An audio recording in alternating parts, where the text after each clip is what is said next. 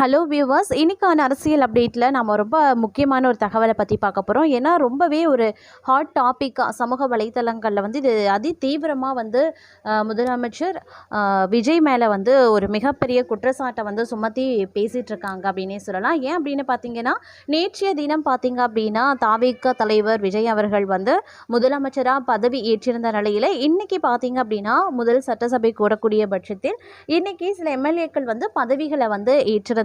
இந்த கூட்டத்தொடரில் பார்த்தீங்க அப்படின்னா ஒரு சில நிகழ்வுகள் நடந்திருந்தது. அதாவது ஒருத்தர் பின் ஒருத்தராக பார்க்கும் பொழுது பதவி ஏற்க வந்திருந்தாங்க. அப்போது ஃபஸ்ட்டு பார்த்தீங்க அப்படின்னா உதயநிதி அவர்கள் பதவி ஏற்கும் போது விஜய் அவர்களை பார்த்து வணக்கம் தெரிவிக்காமல் அவர் நேரடியாக போய் பதவி ஏற்றுட்டு அவருடைய இருக்கையில் அமர்ந்திருந்தார். அடுத்தபடியாக பார்க்கும் பொழுது அதிமுக பொதுச் செயலாளரான எடப்பாடி அவர்கள் பதவி ஏற்க போயிருந்தார்.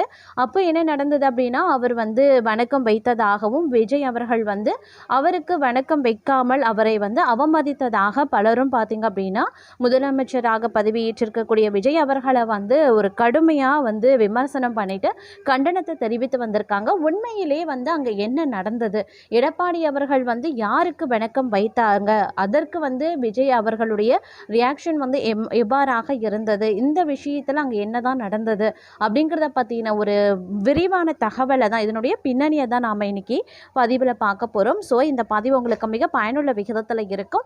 வீடியோவை ஸ்கிப் பண்ணாமல் கடைசி வரைக்கும் பாருங்கள். வீடியோக்குள்ளே போகிறதுக்கு முன்னாடி இது வரைக்கும் நீங்கள் நம்ம சேனலை சப்ஸ்கிரைப் பண்ணலை அப்படின்னா உடனே சப்ஸ்கிரைப் பண்ணிக்கோங்க. அப்படியே பக்கத்தில் இருக்கக்கூடிய நோட்டிஃபிகேஷனுக்கான பில் பட்டனையும் ப்ரெஸ் பண்ணிக்கோங்க. சரி நேர்களே, வாங்க வீடியோக்குள்ளே போகலாம். சட்டப்பேரவையில் முதலமைச்சர் விஜய் மற்றும் எதிர்க்கட்சி தலைவர் உதயநிதியை எதிரெதிரே அமர்ந்திருந்தாலும் மரியாதை நிமித்தமாக கூட வணக்கம் சொல்லிக்கல அப்படின்னு சொல்லப்படுது. தமிழ்நாடு முதலமைச்சராக தாவேக தலைவர் விஜய் நேற்று பதவியேற்றதை தொடர்ந்து சட்டப்பேரவை இன்று கூடியது. இதில் சட்டமன்ற தேர்தலில் வெற்றி பெற்ற நபர்கள் பதவி பிரமாணம் செய்து கொண்டாங்க. அப்போ முதலமைச்சர் விஜய் மற்றும் எதிர்க்கட்சி தலைவர் உதயநிதி ஆகியோர் நேரெதிரே அமர்ந்திருந்தாங்க. வழக்கமாக இத்தகைய நிலையில மரியாதை நிமித்தமா வணக்கங்களை பரிமாறிக்கொள்வாங்க.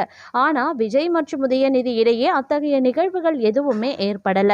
முதலமைச்சர் விஜய் பதவி ஏற்க இருக்கையில் இருந்து எழுந்து வந்தபோது உதயநிதி வேறு எங்கோ பார்த்தபடி இருந்தார். அதே நேரம் உதயநிதி பதவி ஏற்க வந்தபோது முதலமைச்சர் அவரை பார்த்தாலும் எதிர்க்கட்சி தலைவர் விஜய் முகத்தை பார்ப்பதையே தவிர்த்தார்.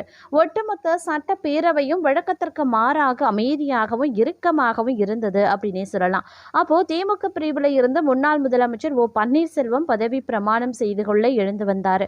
அப்போ முதலமைச்சர் விஜய் சிரித்த முகத்துடன் வணக்கம் தெரிவிக்க ஓபிஎஸும் சிரித்தபடி வணக்கத்தை தெரிவித்திருந்தார். இதன் பிறகே அவையில் பார்த்தீங்கன்னா சற்று இயல்பான ஒரு சூழல் ஏற்பட்டிருந்தது. இதையடுத்து பலரும் பரஸ்பரம் சிரித்தபடி வணக்கங்களை பகிர்ந்து கொண்டாங்க. முன்னதாக முன்னாள் முதலமைச்சர் எடப்பாடி பழனிசாமி பதவி பிரமாணம் செய்து கொள்ள இருக்கையில் இருந்து எழுந்து வந்தபோது ஒட்டுமொத்த சபைக்கும் வணக்கம் வைத்தார். ஆனால் முதலமைச்சர் விஜயின் முகத்தை நேரடியாக பார்க்காமலே இருந்தார். பதவி பிரமாணம் முடிந்து இருக்கைக்கு திரும்பி அமரும் போது விஜயை பார்த்து அவர் வணக்கம் வைத்திருந்தார். உடனடியாக சிரித்தபடி முதலமைச்சர் இரு கைகளையும் கூப்பி வணக்கம் வைத்திருந்தார். உண்மையிலே அங்கே என்ன நடந்தது அப்படின்னு பார்க்கும் பொழுது எடப்பாடி பழனிசாமி அவர்கள் பதவி பிரமாணம் மேற்கொள்வதற்காக எழுந்து செல்லும் போது அங்கே இருந்த அம்மா ஜெயலலிதாவினுடைய புகைப்படத்திற்கு அவர் வணக்கம் தெரிவித்ததால் விஜய் அவர்கள் எடப்பாடிக்கு வணக்கம் தெரிவிக்கலை.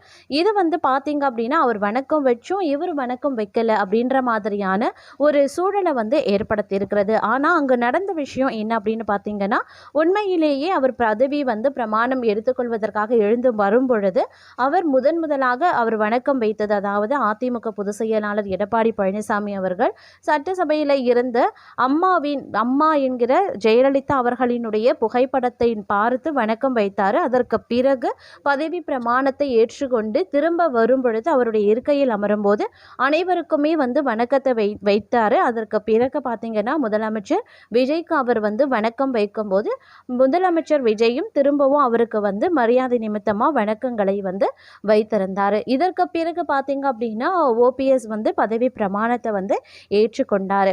இதை வந்து பார்த்தீங்க அப்படின்னா அவர் வந்து அம்மாவுக்கு வணக்கம் வைத்ததை வந்து சுட்டி காட்டி பலரும் வந்து விஜய்க்கு வந்து ஒரு சபை நாகரிகம் தெரியவில்லை அப்படின்னு தங்களுடைய மிகப்பெரிய கண்டனங்களை வந்து பலரும் வந்து சமூக வலைத்தளங்களில் வந்து பதிவிட்டு வந்துட்டு இருக்காங்க. ஆனால் உண்மையிலே நடந்தது பார்த்தீங்கன்னா இதுதாங்க.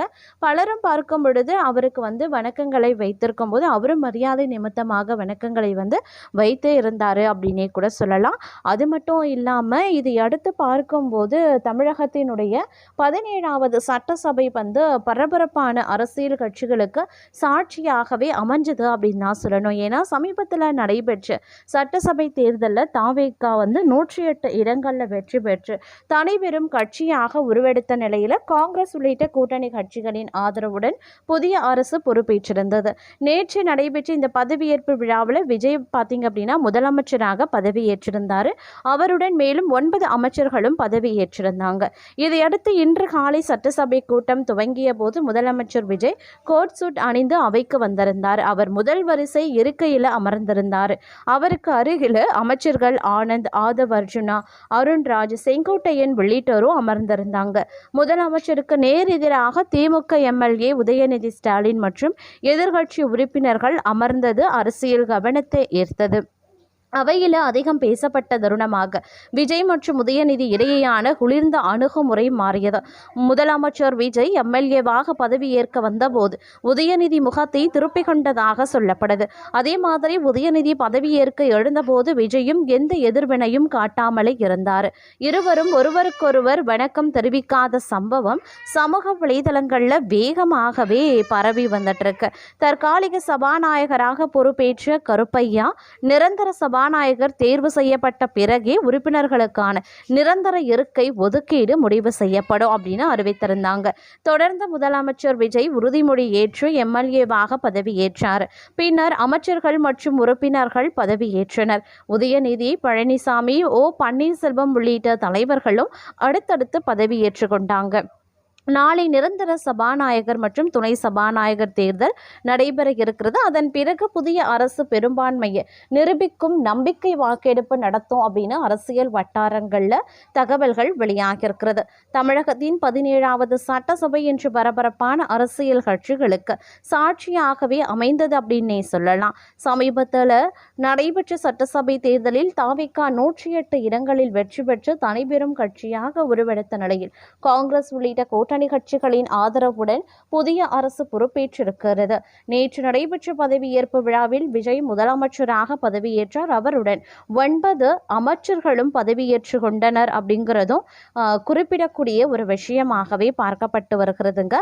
இந்த நிலையில பார்த்தீங்க அப்படின்னா விஜய் மீது ஒரு கடுமையான விமர்சனத்தை சமூக வலைதளங்களில் எழுப்பப்பட்டு வருவதும் விவரம் தெரியாதவர்கள் இவ்வாறு கண்டனத்தை தெரிவிப்பது முறையானதல்ல அப்படின்னு விவரம் அறிந்தவர்கள் தங்களுடைய பதில் கண்டனத்தையும் வந்து தெரிவித்திருக்கிறது மிகப்பெரிய விவாதமாக மாற ஆரம்பிச்சிருக்கிறது அப்படின்னு தான் சொல்லணும். வியூவர்ஸ், இந்த பதிவை பற்றின தங்களுடைய கருத்துக்களை மறக்காம கமெண்ட் பாக்ஸில் தெரியப்படுத்துங்க. இது போன்ற பரபரப்பான அரசியல் அப்டேட்ஸ் உடனுக்குடன் தெரிந்து பலன் பெற நம்ம சேனலை மறக்காம சப்ஸ்கிரைப் பண்ணிக்கோங்க.